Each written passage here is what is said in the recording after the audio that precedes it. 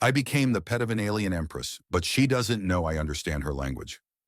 I woke to the sensation of silk against my skin and the acrid scent of something unfamiliar, sweet yet metallic, like orchids steeped in iron. My body ached, my head pounded, and as I blinked through the haze clouding my vision, my surroundings sharpened. A cage, not metaphorical, a real, gilded prison. Thin metal bars arched overhead in a perfect dome, their surface rippling with energy, some kind of containment field. They pulsed faintly, emitting a low hum that vibrated against my skull. The floor beneath me was layered with thick, embroidered cushions, each one softer than anything I'd slept on before. I flexed my fingers, pushing myself upright. My body obeyed, sluggish but uninjured. Where the hell am I? Then I remembered. The ambush. I'd been aboard my ship, the Mariner, running what was supposed to be a routine transport job. Nothing illegal, at least not by my standards. But out in the uncharted fringes of space, law was a flexible concept. I'd been making a delivery to a backwater moon when my radar flared. No warning, no time to react. A Zelvari warship had decloaked right on top of me. They hit me with an EMP burst before I could even think about running.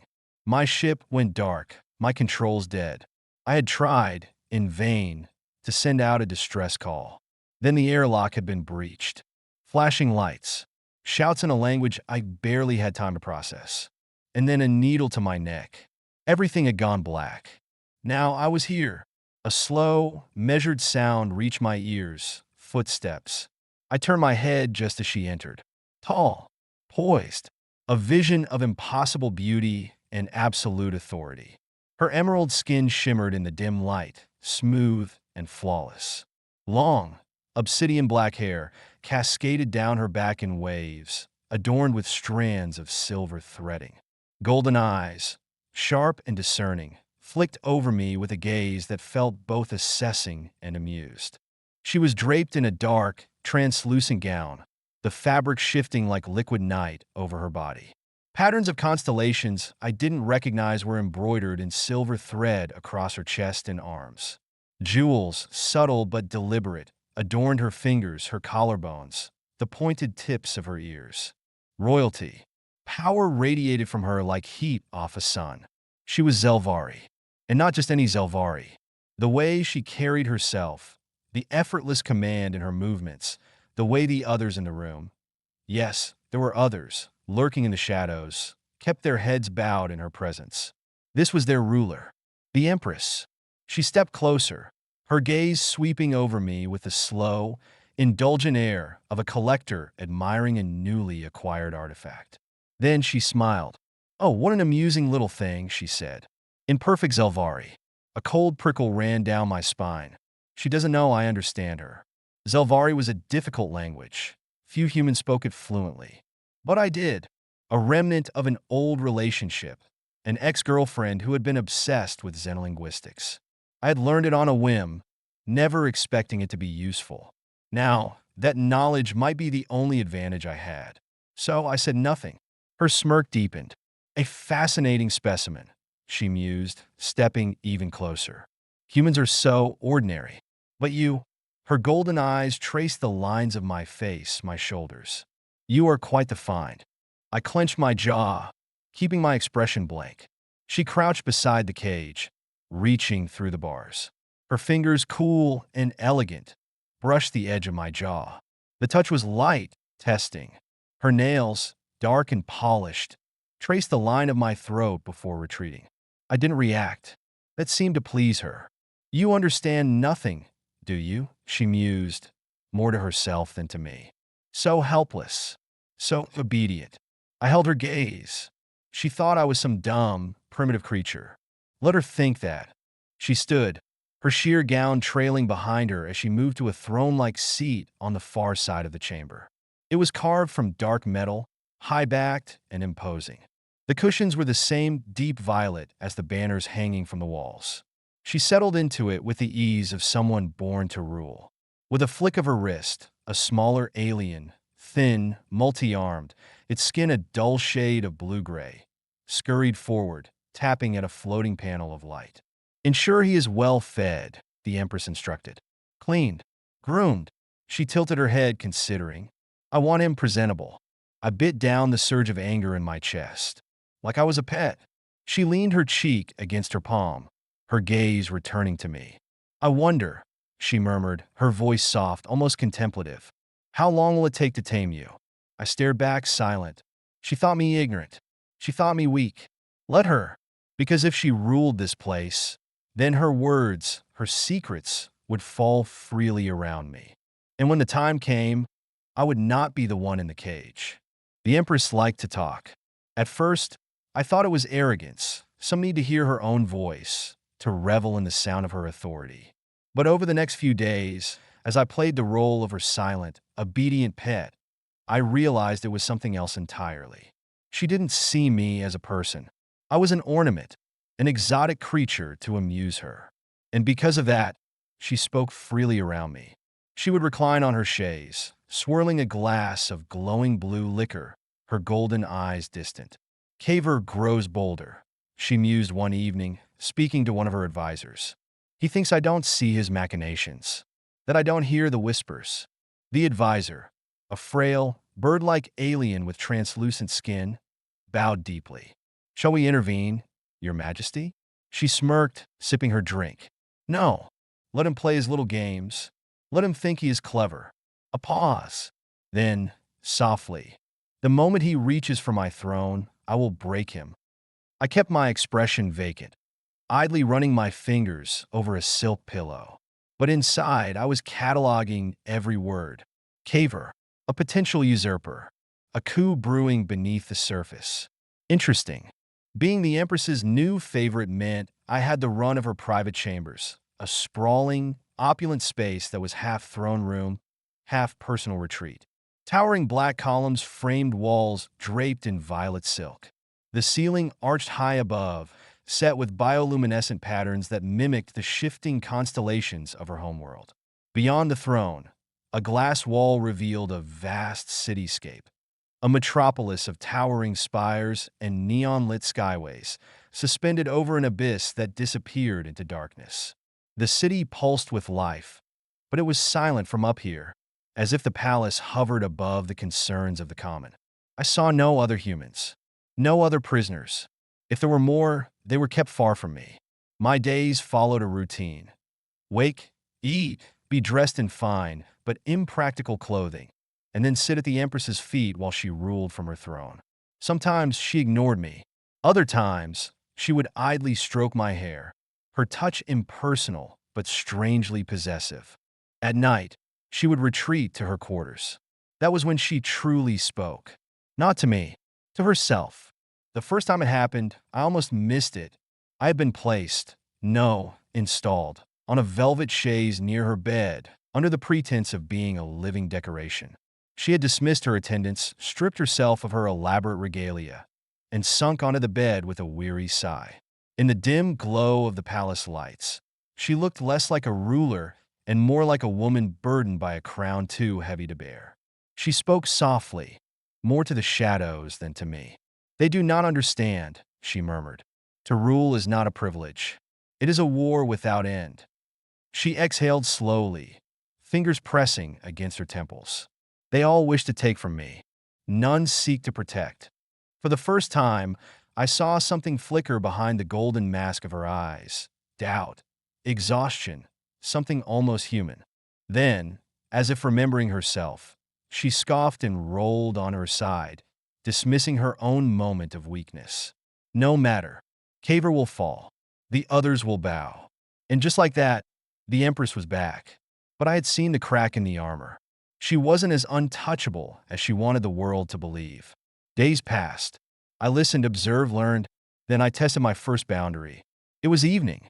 The Empress was reclining on a long couch, flipping lazily through a holographic interface.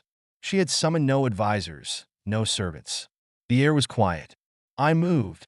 It was subtle, a shift in posture, the slow stretch of my limbs as I reached for a piece of fruit from a nearby platter. A small rebellion. Her golden eyes flicked to me. A pause. Then she smirked. Interesting, she murmured, setting her interface aside. You are adapting. I took a bite of the fruit, some kind of citrus, tart and sweet. My gaze met hers, steady but not challenging. She leaned forward, resting her chin on her palm. I wonder, how much can you truly comprehend? For a moment, I thought she had caught me, that she had seen through my act. Then she chuckled, as if dismissing the thought. She reached forward, brushing a strand of my hair behind my ear. No matter. You amuse me, little human. She rose, stretching languidly. Come, she said, striding toward her private chambers. I tire of courtly matters. Tonight, you will entertain me. I hesitated. Not enough to be noticed, just a fraction of a second. Did she mean conversation? Or something more? She glanced over her shoulder, as if sensing my thoughts. A smirk played on her lips. Relax, pet. I do not break my toys. I force my muscles to stay loose, my expression neutral. Then, without a word, I followed her. Not because I had no choice, but because piece by piece, I was beginning to understand her. And if I understood her, I could destroy her. Power was a strange thing. It could be wielded like a blade or worn like a shroud, but in the end, it was still just a tool, one that could be turned against its owner. Zyra wielded hers effortlessly. By now, I understood that I was no mere pet to her. I was an experiment, a curiosity, a game she had not yet won. Her attention was both a privilege and a curse. It made me untouchable to the lesser members of her court, yet it placed me under constant scrutiny. The closer I was to her, the closer I was to danger. For weeks I listened. I played my part. I waited. Then I made my first mistake. The first sign of change was subtle. Zyra had always watched me, but now she observed me differently. Not like one watches an amusing creature, but like a predator assessing a rival. The shift came after a war council meeting. I had been kneeling beside her throne, perfectly still, my gaze on the floor as her generals bickered over Kaver's growing forces. They argued about whether he was a fool or a true threat, whether he should be struck down now or allowed to overreach himself. Zyra had listened, unimpressed. Then, after a long silence, she reached out and traced a nail lightly against my jaw. Her generals fell silent. Her touch was feather-light, deliberate. A test. Tell me, little one, she murmured, her voice a slow, indulgent drawl. Do you think Kaver is dangerous? The room tensed. This was a moment designed to humiliate me. A beast in a cage, expected to remain obediently ignorant. I met her gaze, just for a breath, just enough. Then, I let my body relax into her touch. A slow, yielding movement. Submissive, but intentional. She smirked. I had passed. The council resumed their discussion, none the wiser. But Zyra's fingers lingered against my skin for a fraction longer than necessary. She suspected something. That night, she dismissed her attendance early. She stripped herself of her heavy regalia, the weight of her rule left scattered across the room.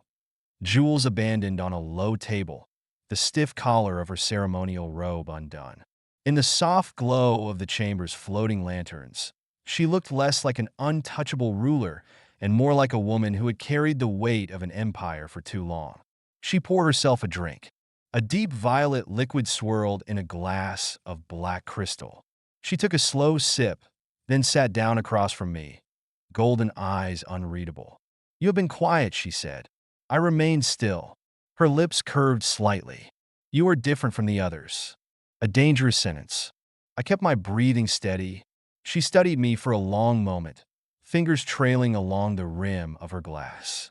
Most break so easily. A cage, a collar, a command. She tilted her head, considering, but not you. She was watching, always watching. Then her voice softened, and I realized too late that this was the real test. What do you dream of, little human? A simple question, a trap hidden behind silk. A lesser captive might have been caught off guard. They might have stiffened, hesitated, revealed too much. Instead, I let my lips part, let my breath hitch, a flicker of hesitation, a struggle for words that never came. Let her believe I was too simple to answer. Let her believe I was still playing the game she thought she was winning. For a moment, she looked almost disappointed. Then she chuckled.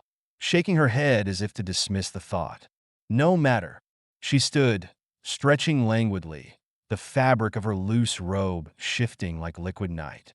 Come, she said, striding toward her chambers. I tire of courtly matters. Tonight, you will entertain me.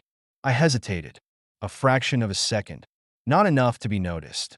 She glanced back, smirking as if she could hear the thoughts racing behind my carefully blank expression. Relax, pet. A slow, deliberate pause. I do not break my toys.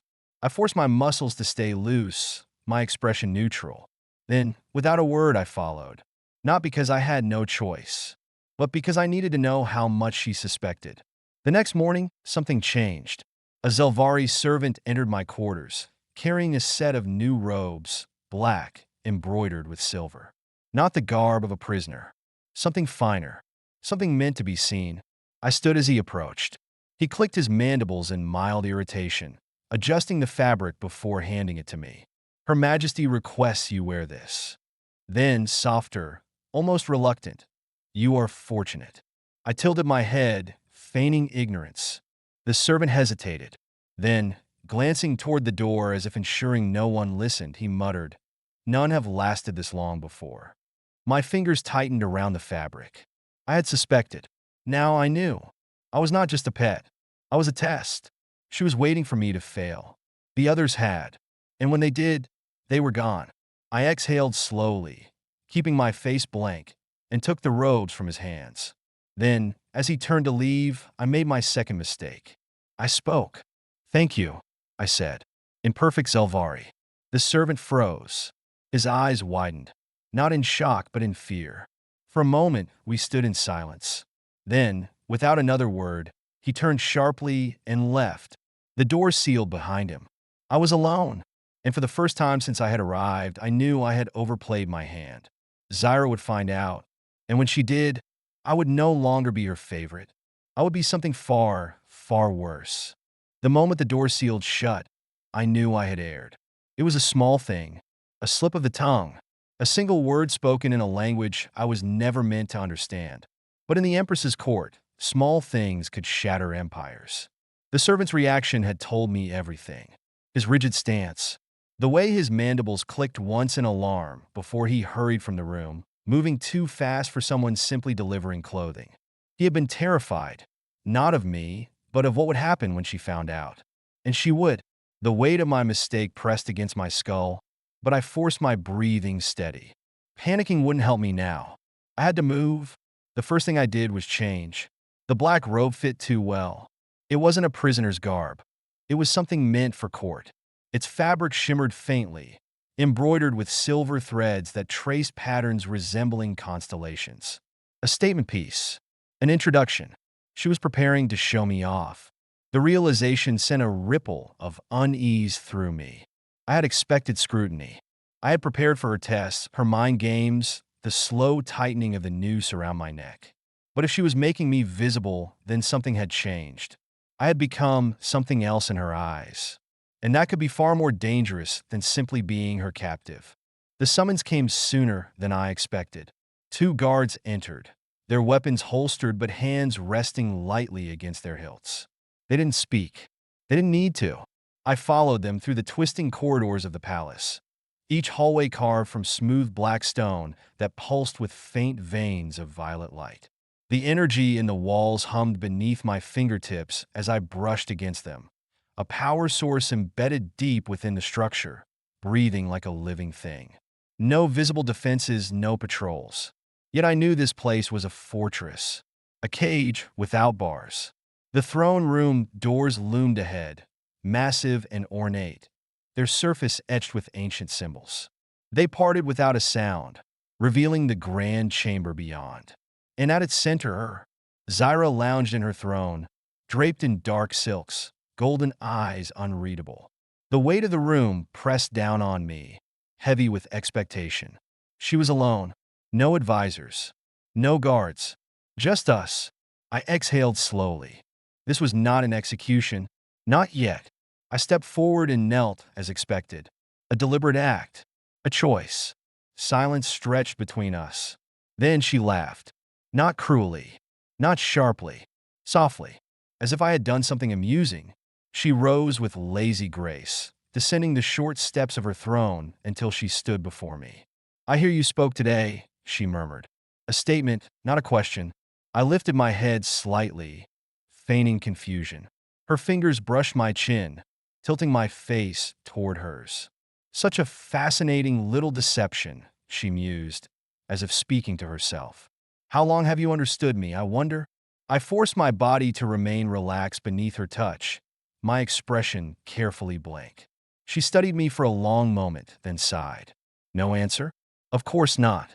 She turned, moving toward the edge of the chamber where a vast window overlooked the sprawling city below. The lights of the metropolis stretched into the horizon, flickering like dying stars.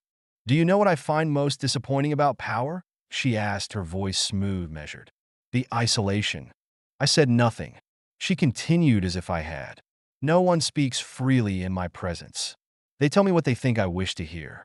They kneel, they obey, they fear." She exhaled, fingers tapping idly against the glass. "It makes them predictable." She turned back to me. But you, a smirk played at her lips. "You have been hiding." A beat of silence. Then, she stepped forward, circling me like a predator assessing whether its prey was worth the chase. "You could have revealed yourself the first time you heard my language." She tilted her head. "You could have begged for mercy." Her hand brushed over my shoulder, light as silk. "But you did not." Another pause. "Why?" A single word. A command wrapped in curiosity. I met her gaze, allowing something flicker across my face. Not fear, calculation. Then for the first time, I spoke. Because I wanted to listen. The words hung between us, sharp as a blade. Her golden eyes darkened with intrigue. A slow, knowing smile curled her lips. She did not punish me. She did not call her guards or demand I be thrown back into confinement. Instead, she did something far worse. She laughed.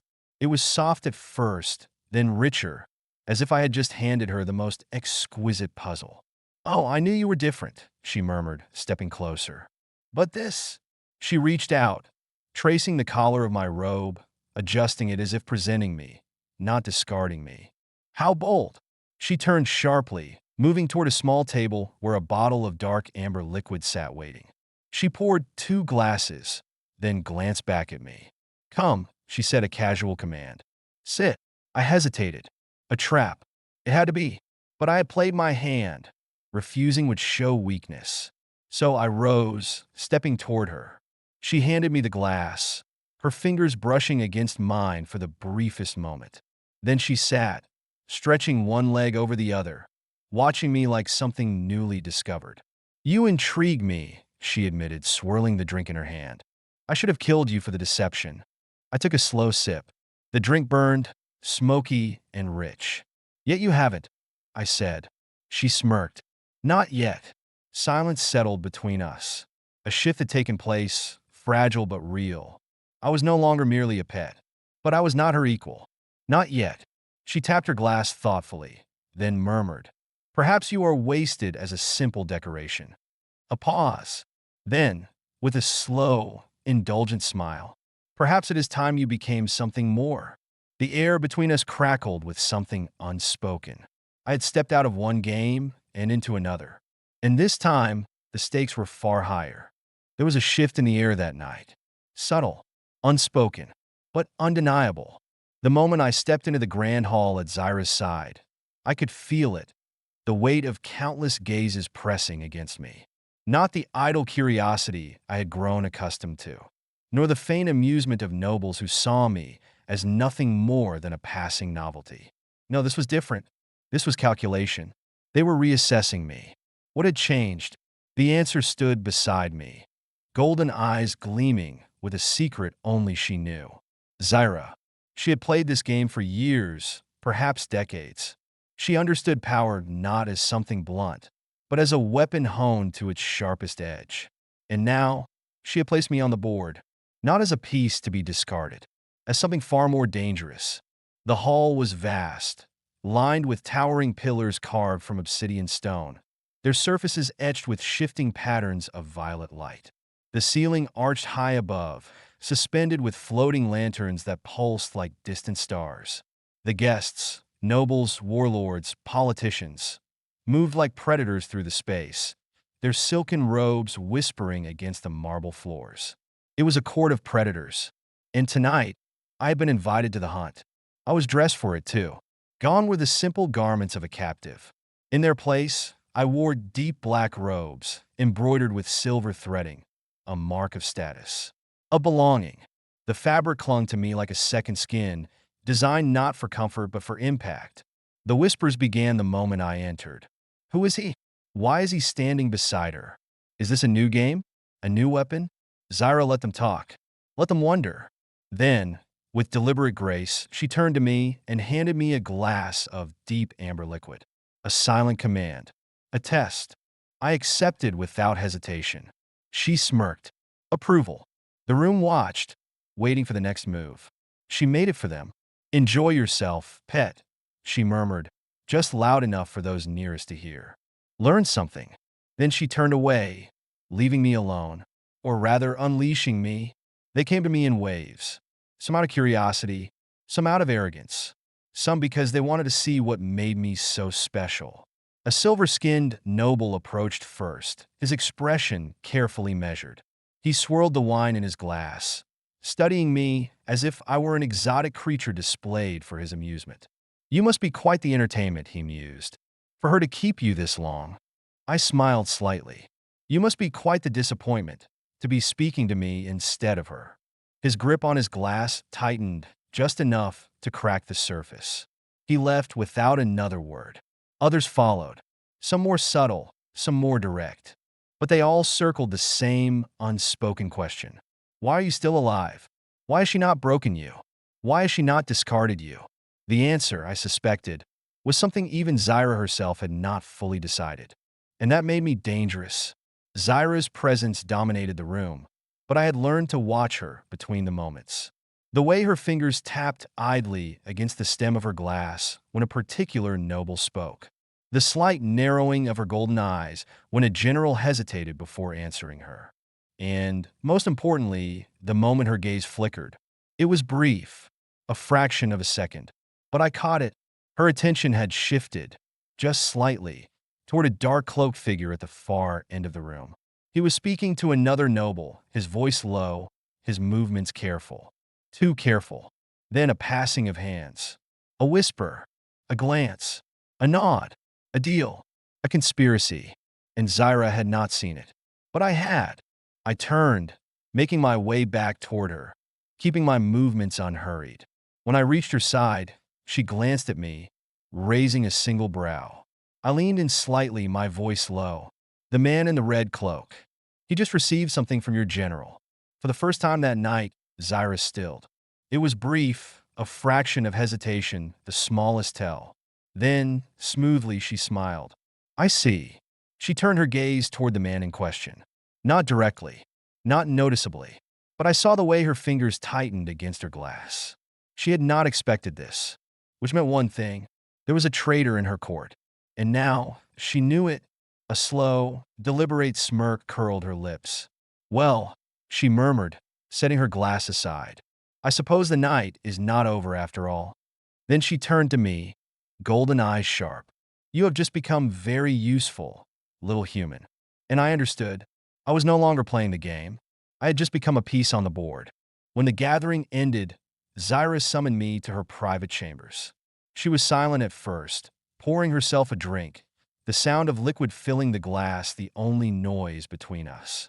Then she turned, studying me with a gaze I could not quite read. You saw something I did not, she said finally. I inclined my head. Yes. A pause. Then she smirked. And yet, you told me. I met her gaze. Would you have preferred I didn't? A low, thoughtful hum. She took a slow sip, then stepped closer, close enough that the warmth of her presence curled around me like silk.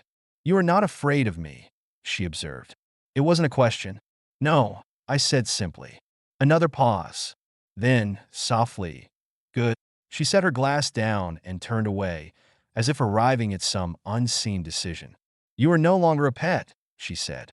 The words settled over the room like the final stroke of a blade. I waited. She glanced over her shoulder, smirking. Now, let us see what you can truly do. And just like that, the game changed again. Power was a game, and I had been playing it long before I knew the rules. The night I pointed out the traitor, everything changed. Zyra had seen me as an amusement, then a curiosity, then an asset. But now, I was a threat. Not to her throne. Not yet. But to the way things had always been. She had placed me on the board, but she hadn't expected me to start moving the pieces. The betrayal was unfolding faster than Zyra had anticipated. By the time her spies confirmed the traitor's identity, General Saris, one of her longest-serving commanders, it was already too late to contain it. Kaver had made his move. The palace had gone silent, the kind of quiet that signaled something worse than war. The staff avoided eye contact. The guards stiffened at every shadow. The court was waiting to see which way the blade would fall. So was I. I had no intention of dying in this palace, no matter how fine the silks or gilded the cage. But escape wasn't an option. Not yet. I had spent too long listening, learning, waiting, and now the Empress herself was about to be backed into a corner. And that meant she needed me. The attack came at dusk. It wasn't an outright assault. Kaver was too clever for that. His men were already inside, scattered among the palace ranks, waiting for the signal. It came in the form of a single explosion, a small detonation, just enough to shake the throne room. Panic. A moment of hesitation. That was all it took. Guards turned on each other. Courtiers fled. And in the center of it all, Zyra remained perfectly still. She didn't run. She didn't bark orders. She simply watched, a queen assessing the battlefield before making her move. Then her golden gaze flicked to me. "Stay close," she said. Not a command, a warning. And then the doors burst open. Kaver entered like he had already won. Draped in ceremonial armor, flanked by his most loyal warriors, he moved with the arrogance of a man who believed himself victorious. His gaze swept over the carnage, landing on Zyra with something almost like amusement. "Majesty," he drawled. "You should have stepped aside when you had the chance." Zyra smirked. "And let you rule?" Kaver chuckled. "You are outnumbered. Your generals have abandoned you. Even now, your forces hesitate. They know this is over." Silence. Then, Zyra exhaled slowly, like a woman forced to entertain a particularly dull conversation. "I tire of this," she murmured. And then she moved. One moment, she was still. The next, she was upon them, blades igniting in her hands, twin arcs of violet energy cutting through the air. The first soldier barely had time to raise his weapon before she severed his arm at the elbow. The second died before he could scream. Chaos erupted. Kaver's men surged forward, but Zyra was faster. She wove through them like a force of nature, her movements effortless, practiced. This was not a ruler sitting comfortably on a throne. This was a warrior who had taken her empire by blood and fire. But even she couldn't fight them all. More soldiers flooded the chamber, pushing her back. Even she was not invincible. And then I saw it, the moment Kaver reached for his weapon. A pulse gun, a coward's weapon. He was going to shoot her in the back. I didn't think. I moved. My body reacted before my mind caught up, before I could weigh the consequences. I lunged forward, grabbing the nearest fallen soldier's blade, and threw it with everything I had. The blade struck true. Kaver cried out, clutching his arm, the pulse gun tumbling from his grip. Zyra turned, saw what I had done, and in that moment, I saw her make a choice. Not to leave me behind, not to use me as a distraction, but to trust me. "Stay with me," she ordered. And this time, I believed her. The battle didn't last much longer. With Kaver wounded and Zyra still standing, the tide turned swiftly. The guards who had hesitated now saw where power truly lay, and they made their choice.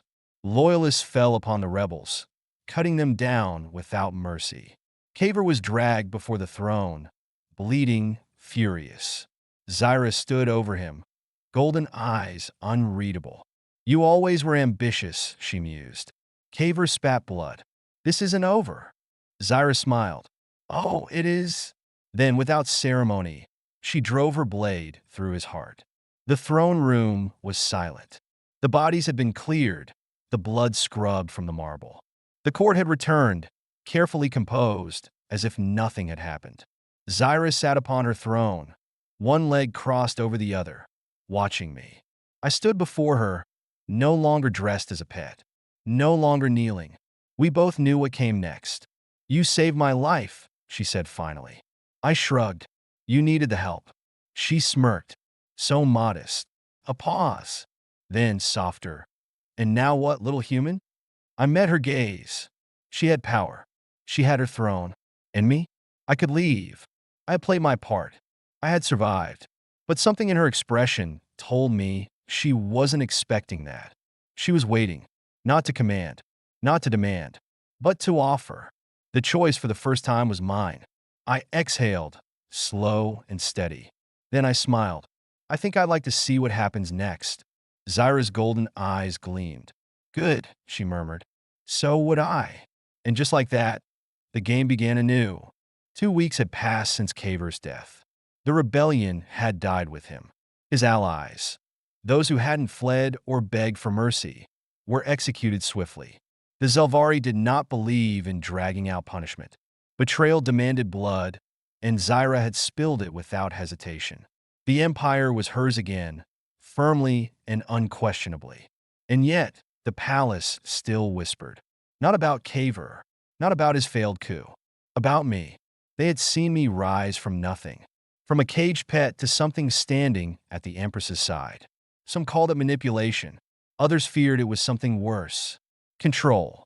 Influence. Love. None of them knew the truth. Because I didn't know the truth. Not yet. I was no longer kept in a gilded cage. I had been given chambers of my own. Expansive, luxurious, yet strangely impersonal. A place of power, but not of belonging.